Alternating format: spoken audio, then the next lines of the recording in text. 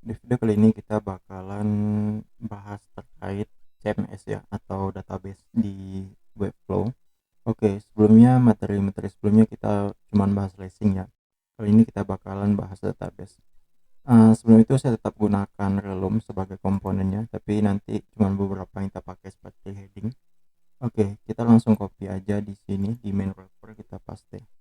Oke, ini section blocknya di bawah. Oke.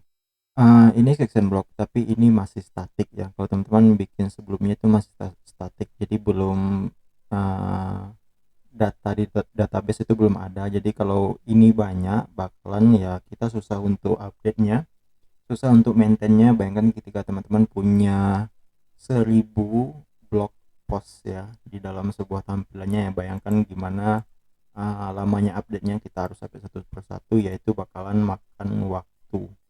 Dan di sini Webflow itu bisa kita gunakan CMS ya. Sebelum itu di sini saya cuma pakai yang heading ini doang. Ini blok komponennya kita delete. Oke, tinggal ini. Dan kalau teman-teman ke CMS, klik aja di sini bagian CMS yang mirip database ini ya. Dan kita create collection di sini. Collection ini adalah isi nanti list item-item data dari database kita. Di collection ini ada banyak, nanti ada collection untuk blog, ada collection untuk testimoni, itu tergantung data yang teman-teman pengen bikin. Kalau kita klik ini, ini dia. Dan ini bakalan disuruh bikin collectionnya. Kita bisa bikin collection satu persatu, misalkan data teman-teman itu sifatnya customize ya, mungkin datanya nggak common gitu.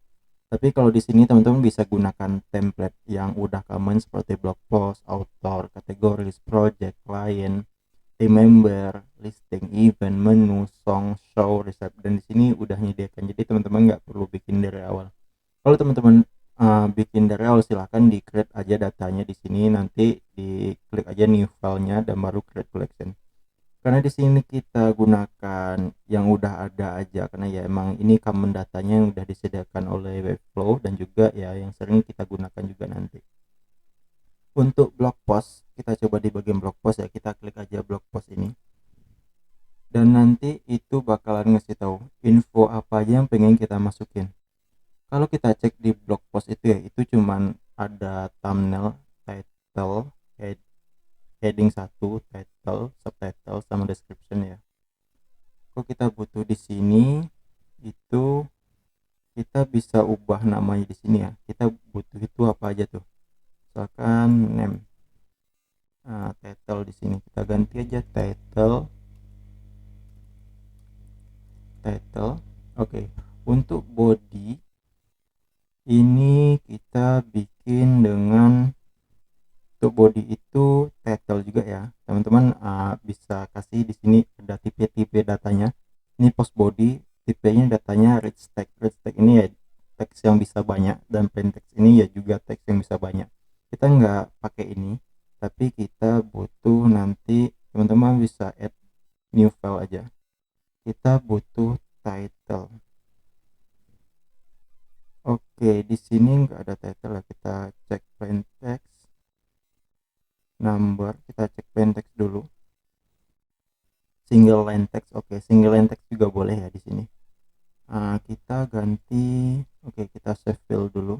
Ini multiply, ini single, kita save dulu. Oke, ini kita bisa kasih namanya misalkan subtitle. Subtitle ini kita bisa kasih di sini nih. Kita geser aja ke atas. Nah, jadi ini untuk subtitle, nanti untuk data yang ini subtitle ini ya, berarti ini deskripsi. Berarti yang ini kita ganti aja post body ini description. Oke, kita save file. Dan post summary-nya ini kita belum pakai, karena ini sebenarnya kepake kalau diklik ya, tapi kita tetap aja di sini dulu. Dan di sini main image sama thumbnail kita pakai small version main image use on blog post grid. Oke, kita pakai yang thumbnail image aja. Ini kita delete, klik aja ini, kita delete collectionnya biar kalau nggak butuh ya. Walaupun nanti teman-teman butuh bisa aja dibikin lagi. Colornya kita nggak butuh, kita delete aja di sini. Fitur switchnya kita juga nggak butuh. Oke, kita cuma butuh ini. Dan kalau teman-teman create collection di sini blog post, silakan namanya blog post atau item blog ya. Kita create collection, nanti bakalan diminta kita mau bikin itemnya itu berapa. Di sini defaultnya 5, 10 sama 20 ya. Kita masukin aja 10.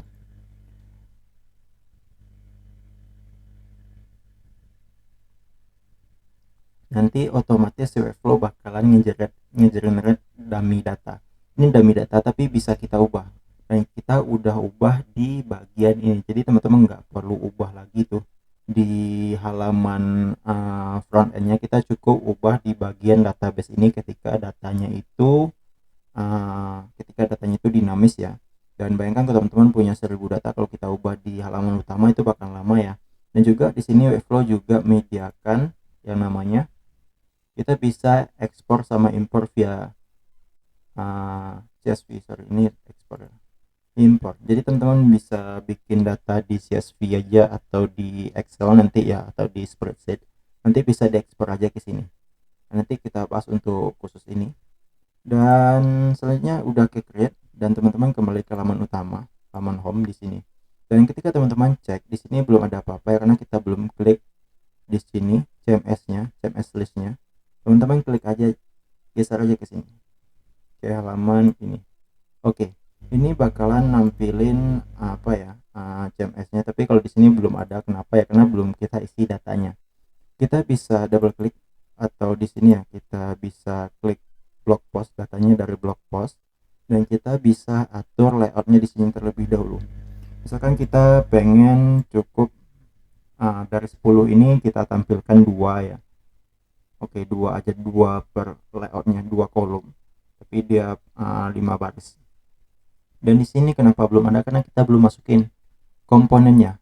Komponennya apa aja tadi? Ada image, title, heading, description.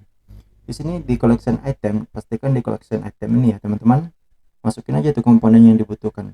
Misalkan di sini kita butuh image. Nanti bakalan seperti ini, dan teman-teman tinggal di bagian image setting ini klik get image from blog post. Kita select filenya tadi. Fil yang kita pakai di sini itu apa? Fil thumbnail kah atau main image kah? Tadi di sini kita pakai yang thumbnail aja ya.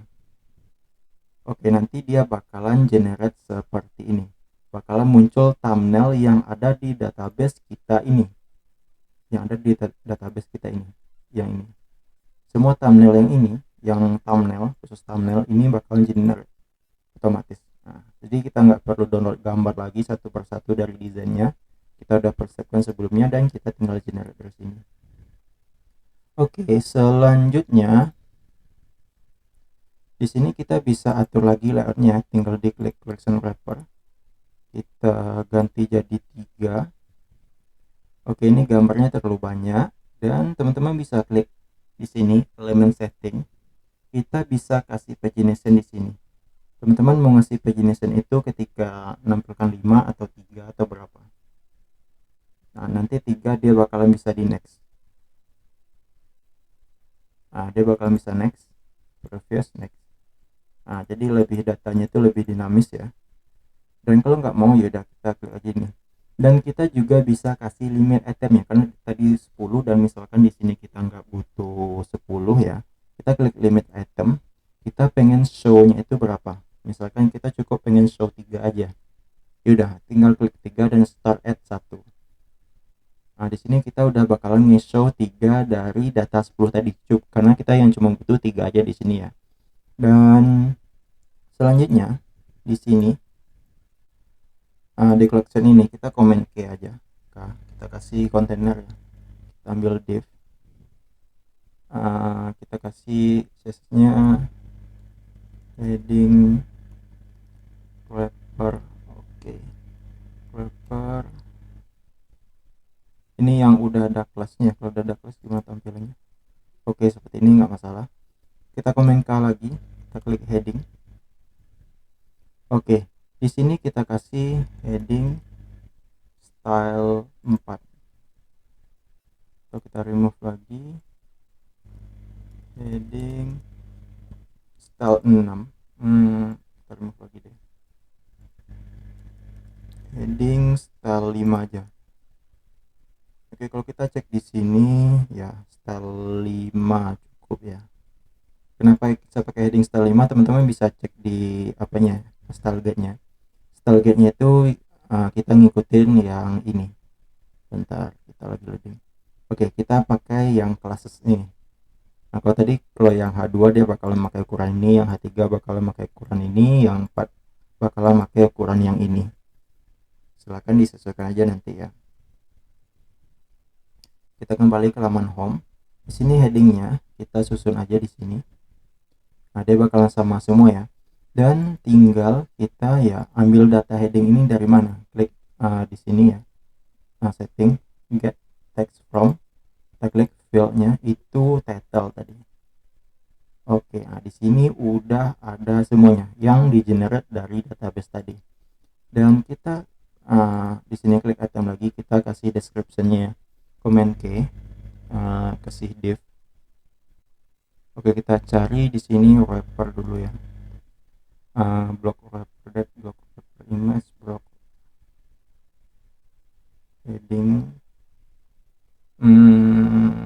author, image, list, fill from, fill main page. Ini styling ini dari mana? Ini udah dari relumnya teman-teman. Kalau udah duplikat dia udah ada CSS-nya yang ada dari style get tadi.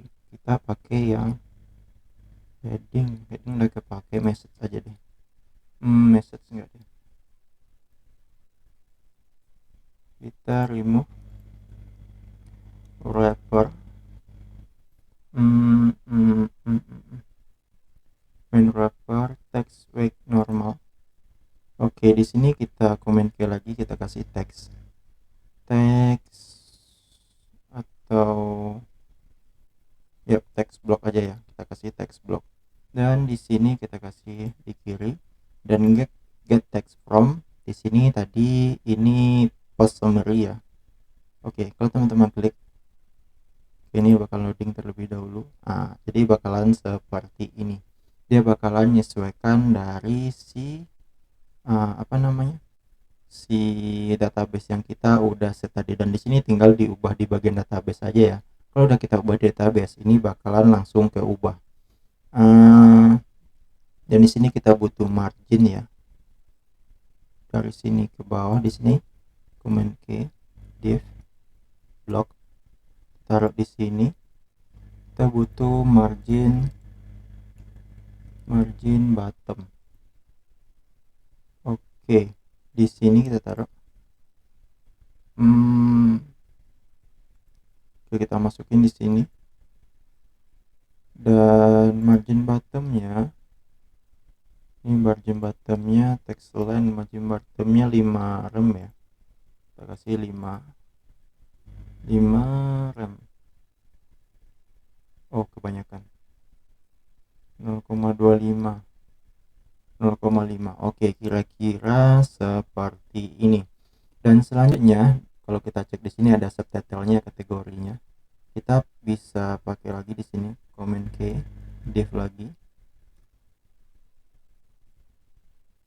div, kita taruh di bawah image. Oke, di sini kita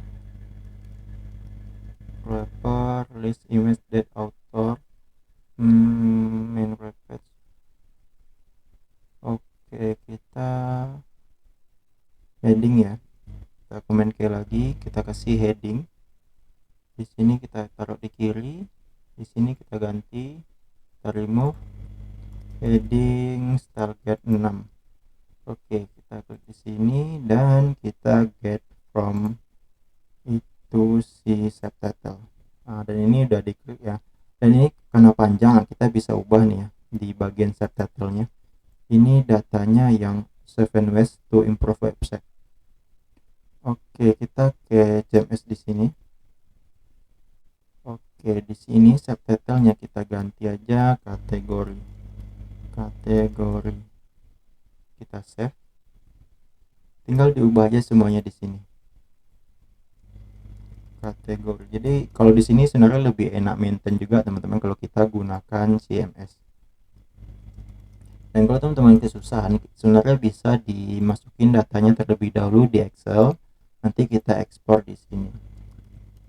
kategori. Oke, yang lain bisa diubah juga ya. Ini apakah udah oke? Nah, ini udah kategori semua karena datanya kategori yang di si apa tadi, si CMS nya tadi. Kalau kita pengen ubah yang ini di story of design ini, kita ubah aja di CMS nya ini, the story of design. Kita bikin di sini healthy ya, gini tulisannya, atau medicine. Kita save.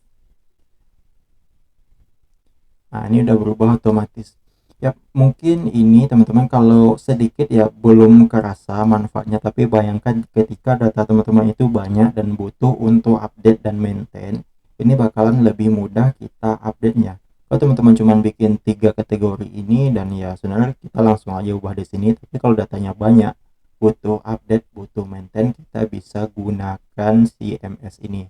Kalau ada kategorinya, ada blog postnya dan segala macamnya.